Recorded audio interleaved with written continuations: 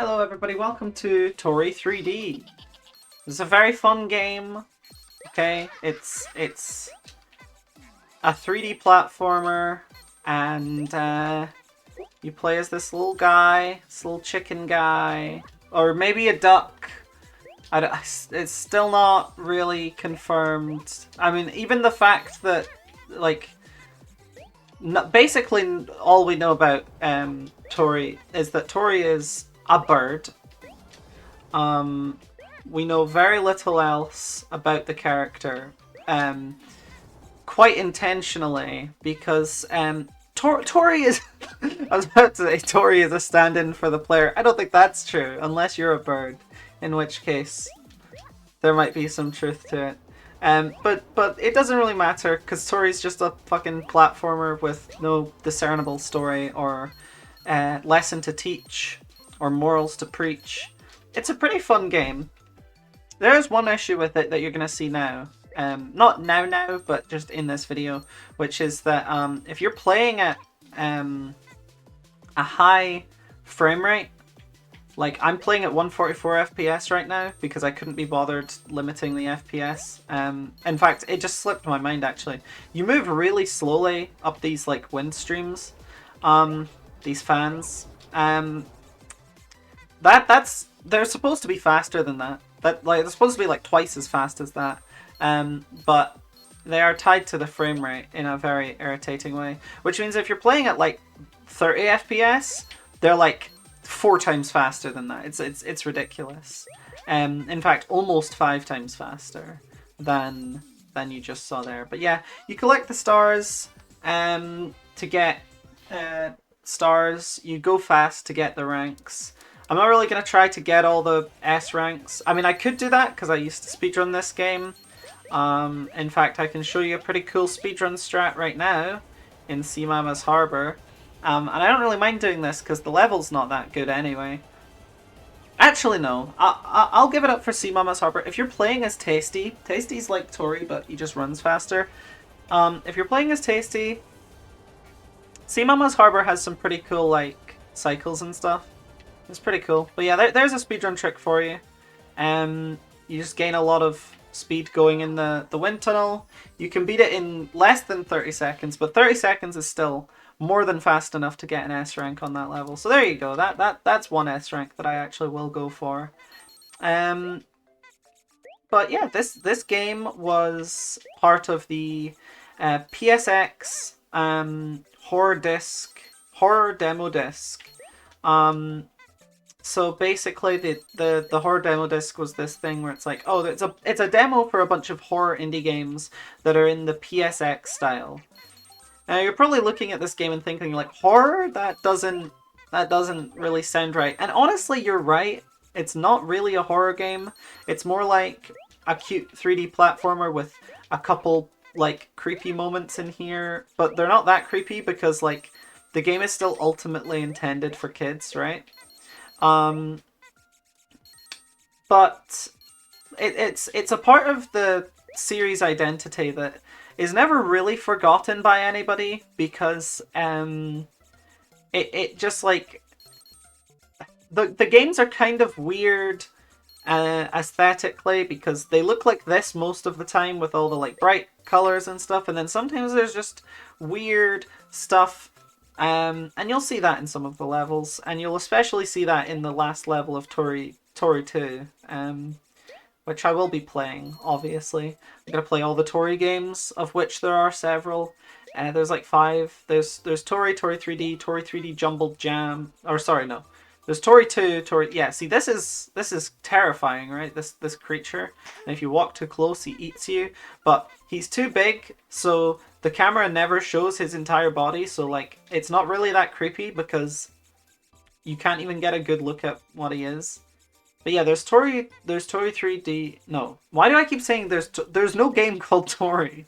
There's Tori 3D, there's Tori 2, there's Tori Jumble Jam, there's Tori Genesis, and there's Tori Jolly Jam, and there's Tori Saturn, which is not out yet. But there is a demo for Tori Saturn, but the game's not out yet. I'm not going to play it until the game is fully out, because I think playing the demo would not be fun. It's only like a minute long. Yeah, there's the guy.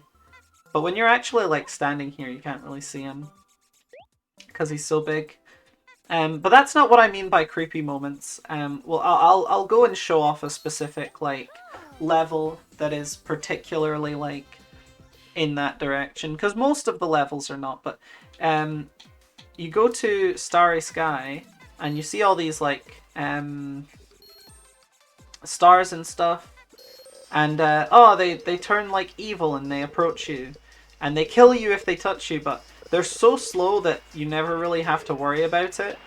Like, to be honest, I bet a lot of people go this entire game without knowing that you can die to the stars, because they just take so long to like even reach you. But you can die to the stars, and they will just continually grow bigger as long as you don't die to them, but you stay within their range, which is kind of funny.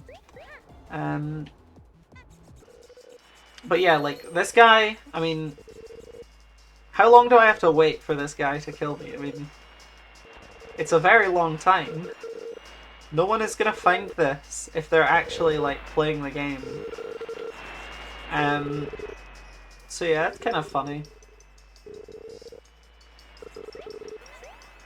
But yeah, that's, like, the horror aspect of this game, right? And, like, you know, people have criticized it for being shoehorned. And yeah, it was shoehorned in. They only added the fucking horror aspect so it could go on the demo disc. I think that's pretty obvious that, like, the intention of the game was never for it to be a horror game. I don't think there's any other, like, perspective that makes sense, because it's not a horror game. But it is kind of fun and interesting that it has this part of its identity where it's like, yeah, I mean, at some point it was some kind of horror adjacent game. It's just kind of interesting, because if you look at modern Tori games like Tori Saturn and Jolly Jam, this part of its identity is completely missing. Like, it's just not there anymore. And but there are still, like, shades of it in this game and in Tori 2. So it's kind of interesting, I think. But yeah, Tori's fun. It's made by this guy called Marcus, also known as Ciactro. And he makes other games too. He made Super Kiwi 64, which is another, like, cute little platformer that doesn't actually... That one doesn't pretend to be a horror game. And then also made MacBat 64, which is, like, kind of a collectathon, but it's a collectathon where you play as, like, basically no clip. You can't clip through walls, but you have infinite jump. You don't have infinite jumps, but you have more jumps than you ever need to complete the level, so it's kind of stupid. This is Neo Osaka. To get S rank on this, you need to hit a, like, pretty difficult cycle. It's not that difficult, but it requires you to understand, like, the game decently well to hit the cycles, and it's, like, the bane of every casual player's existence. But because it's, like, the only difficult level, it's also, like, pretty fun from a speedrunner's perspective. I guess I never mentioned that, but, like, I did mention briefly that I used to speedrun this game, but this is what I spent, like, 2021 doing, because this game came out like, March of 2021 or something. It came out on Steam in April, but it came out in March, which is when I started playing it on itch.io. And because my friend sent me the game and was like, hey, this looks like something you'd be interested in. I was like, yeah, actually, it does look like something I'd be interested in. I got into speedrunning this game pretty early on in the community. I'm definitely not hitting the cycle now, because I've died. But, yeah, I spent a lot of time grinding this game. I didn't play Tori 2 as much, but I did speedrun Tori 2. But I spent a lot of time playing this game. I have over 150 hours in this game, which is ridiculous, right? Because there's only 9 levels. I have, like, 28 hours on Steam or something, and I have over 130 on Switch, because I mostly played this on Switch. And honestly, some of the most fun, like, I had that year was just, you know, playing this game and kind of, like, interacting with the community and stuff. It was a pretty fun way to spend a lot of lockdown that year. Um, Basically the summer of 2021. Pretty sure we were still in lockdown then, and I just played this game a lot. Had a lot of fun with it. Um, this level has a skip in it that is basically bullshit, and only one person has really hit it in a run. And it's definitely FPS dependent, but his FPS counter says 60, so like, what are you gonna do? I don't believe that he's cheating. I just think it's bullshit that the game is designed this way. What I think should be done is the wind tunnels should be fixed, and then they should be fixed so that you can hit that skip no matter what. Rather than like patching the skip out, like leave the skip in, that's fine. But like fix the FPS thing. But that'll never happen because this game has basically been abandoned. And you know what? That's fine because they're like sequels and stuff. When I say this game has been abandoned, I mean like they just don't care enough to fix the FPS problems. And that's like not a big deal until you realize that every single new game has the same FPS problems, and it's like, come on, like, please fix it. Like, as a speedrun moderator, dealing with FPS problems is the absolute worst, because you have to reject people's runs because they have potato computers, and it's like, I'm sorry, I'm not classist. But like, also it's an advantage to play the game at 20 FPS. And if we let everyone play the game at 20 FPS, then people will just play the game at 1 FPS. And it's like toxic, and the game's not fun for anyone. It's like, it's so shit because it's like there's just nothing you can do. Like the game just sucks to speedrun if you do the FPS stuff. But yeah. Womp womp. I also did like an A button challenge for this game, but I never like fully solved it because I can't TAS it, right? Like the game hasn't been released on Linux, so there's no real way to TAS it. But had it been a TASable game, I would have done it because there's a lot of cool A button like saves and stuff that you can do. They're all possible on PC, but most of them are easier on Switch because of two things. You know I mentioned FPS earlier? Well, if you press the home button, it creates lag. So on Switch, you just have like a lag button, and that is allowed in speedruns because it's not hardware dependent. You can just like press the home button. So it's not like PC where like lag and stuff is hardware dependent. So that actually is allowed and is pretty sick. But yeah, that can be used to save some A button presses because of the weird FPS stuff with physics. And then there's some other cool stuff where like just on Switch for some reason the D-pad is set to give you like 1 frame of input, kind of like how in like Smash games the C-stick gives you like 1 frame of the direction that you press it in. So like if you're holding A, or I guess if you have your it's like in Smash 4, if you have your stick set to special and you're holding down the special button and you press somewhere on the C-stick, it does 1 frame in that direction, which is a whole complicated tech called Beidou, which is pretty cool actually, but nobody used it because it requires you to use special stick, which like who's ever going to do that? But yeah, it's kind of like that, because if you press the D-pad, it gives you 1 frame of movement in that direction. And that can be used to do some really precise movement that isn't useful at all in the speedrun, but is pretty useful. For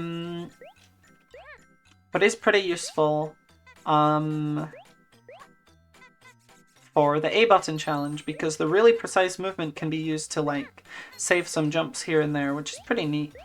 I kind of wish that I like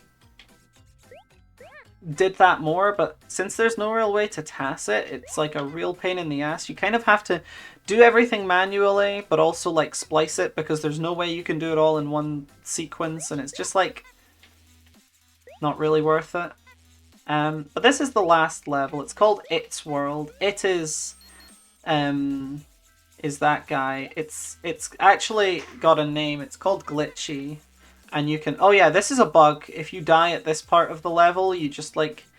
get this. It kind of reminds me of cartridge tilting in Mario 64. I don't really know why it happens. It just happens when you die in that part of the level. I'm recording this at 30 FPS, so just know that it's flashing a lot more for me than it is for you. Because it still flashes every frame, even at 144 Hz. So it's flashing that many times per second rather than like 30 times per second. So, but that's the game. Here's the credits. I'll let the credits play. I'm not in the credits. I'm in the credits for Tori 2 because I'm a Patreon supporter. But I wasn't a Patreon supporter at this point. I don't know if anyone was. Because this was the game that like really got popular. Yeah, there's no Patreon supporters in this one because I don't know how many like Patreon supporters there were or if there was even any. But I do know that Marcus revamped the Patreon around the time that Tori 2 was in development. But yeah, this is Tasty. Tasty runs a bit faster. Also, there's this guy here. He's like the mascot for the demo disc thing that I was talking about. And if you touch him, he does the Wilhelm scream. So that's pretty cool.